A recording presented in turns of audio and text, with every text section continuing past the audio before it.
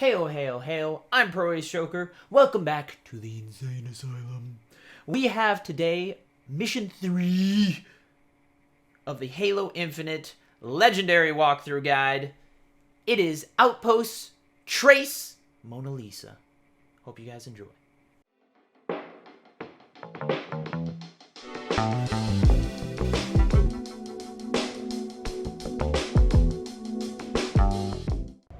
So this is Mission 3. Now, to actually open Mission 3, I'm gonna do a little bit of something online. So I'm gonna show a different screen for a second. So we're gonna take just a minute because I want to show something off. We have now entered. This is the last mission before we really have access to the open world. There is still kind of a linear area until the 4th mission, but I want to show this off because this is a very short mission. And this is an incredible resource that that everyone should use, and we're going to use for this run a little bit, especially for LASO. So online, you can actually go to this website here, which I will have in the description of every single one of the videos. It's mapgenie.io, Halo Infinite Maps / Zeta Halo. Now this thing, not only it has campaign, but also multiplayer. This is a really awesome resource that shows all of the locations of like weapon spawns. It has all of the equipment spawns, everything like that. But it doesn't only have multiplayer, it also has the entirety of the campaign map here. And this is everything. This is awesome for guides. This shows you the location of all the collectibles. This shows you where vehicles will spawn. It will show you all the audio logs, where all the secret weapons are, where the missions will be, and you can kind of adjust accordingly. So if you don't want to spawn vehicles, there's a lot on screen. So if you don't want to know where the Easter eggs are, or you don't want to worry about the turrets or the power weapons, maybe I don't want to know about the audio logs, I can basically turn these off and I can look for everything in particular. So if there's ever something you want to know where I am, or you want to know where I went to get something specific, I'll just point out you're going to want to know where this Arcane Sentinel beam is. We're going to use this for later, so just be wary of that. You could basically use this. You know, a lot of these things will pop up. If you capture a forward operating base, many of these things will pop up anyways. But this is an awesome resource, so we don't have to capture fobs if we don't want. Instead, we can just use this to actually figure out where we want to go, find collectibles, all those things, upgrades, all of that. Super, super useful. I think the most important things you're going to want to use this for is really the high-value targets and the Spartan cores. Unique weapons and Spartan cores are the big things. So we're going to basically turn off everything else, and we're just going to leave on kind of the things that we want, which is armor upgrades. Oh yeah, those are your actual abilities. Don't worry about those. Those will come up in the thing. So this is how the map will look. This shows you all the upgrades. This also shows you where the main missions are and the weapons. So we're going to use this. This is an awesome resource. It's really good. And we're not going to use this too much on Legendary, because personally, I don't need to upgrade my Spartan too much. I am going to get a first few. So we're going to get the very first Spartan cores that we have access to, which make sure you get some of these, because there are going to be a few upgrades you want. And then this is where Halo Infinite becomes, like I said, it's one of the hardest games and also the easiest. Because the more you use that, the more you can use that resource to make the game very easy for you, right? You can go ahead and use this map. Just go to each Spartan core. You don't have to do anything else in the game. Just go collect every single Spartan core, and then you'll be able to upgrade yourself as much as you want. Right now, we only have the grapple hook and thruster, the shield. But when you get the thruster pack, the very last upgrade on the thruster makes you invisible for 2 seconds every time you use it. That's an insanely powerful ability, and we are going to abuse that in LASO. But for now, I personally would recommend on Legendary, upgrade all of your shield cores. Just upgrade all of these. This gives you 15% more health. Super easy. It will make the game slightly easier, right? Instead of taking 2 shots, you now will guarantee to take 3 shots.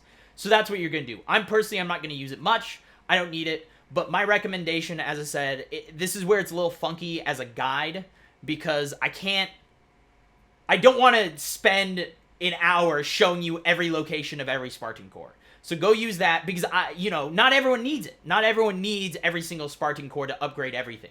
But the more you collect, the more powerful you'll become, and the easier the game becomes. Now, I personally am going to recommend you definitely want the shock grapple hook. This is great for stunning enemies, but the most important upgrade, in my opinion, is the grapple shot cooldown. This is the only upgrade that I think is 100% necessary, no matter how you're playing the game, which you need 2 Spartan cores for. There is another one that we would use for speedrunning, which is the first strike. We're not going to worry about that until I make legendary guides. So, now that we're done with that kind of intro, here's how we're going to do mission 3. We're going to start off with the sleeping grunts, pop the fusion coils. It'll kill a whole bunch of them. Hopefully they don't fly over and kill you. But yeah, the grapple shot one gives you 40% cooldown.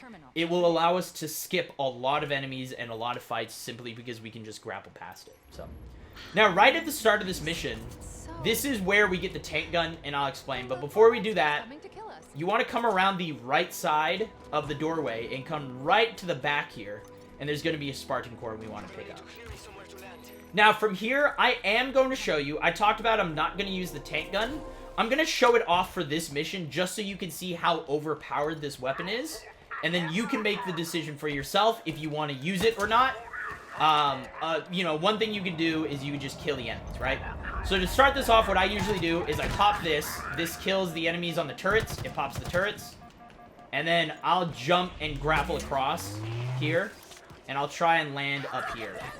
I'll kill the grunts in this little section. I'll kill these jackals. We don't have to kill any of the enemy. We don't have to kill every enemy in this area. So we only have to kill pretty much the ones that are up here. But in order to go get said tank gun, so this isn't a glitch gun, an Easter egg gun, whatever it is, it's irrelevant. If you want to know how to get this, what you do is come up here. There's going to be these 2 turrets. Now, these are part of an Easter egg that you can actually call an airstrike down on everything. But one thing you can do is if you come up to the second turret on the left side, right here, it shows pick up. If you hold B to pick up, you will have an invisible gun.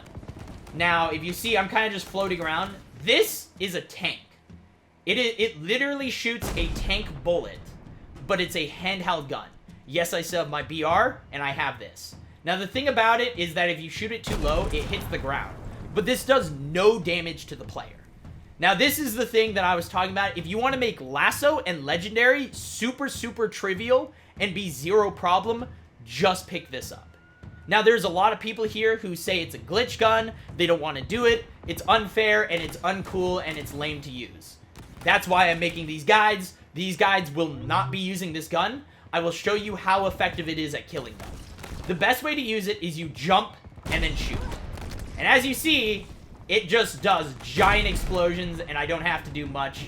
I don't have to try much. I can long range all the enemies, take the time, and I can just shoot all the enemies from up here, and it makes no difference, right?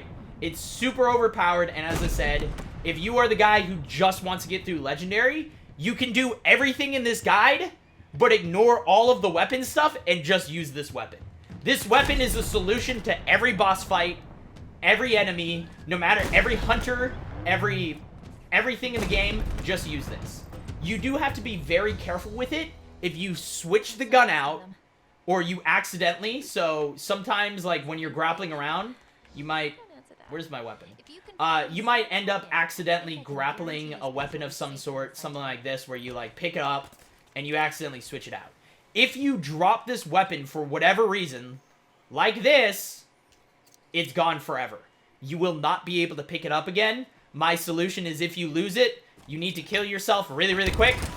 So you get to check, so you reset to checkpoint and you have it again. Because if you lose it, you cannot get it again. This weapon is not able to be retrieved except on this mission.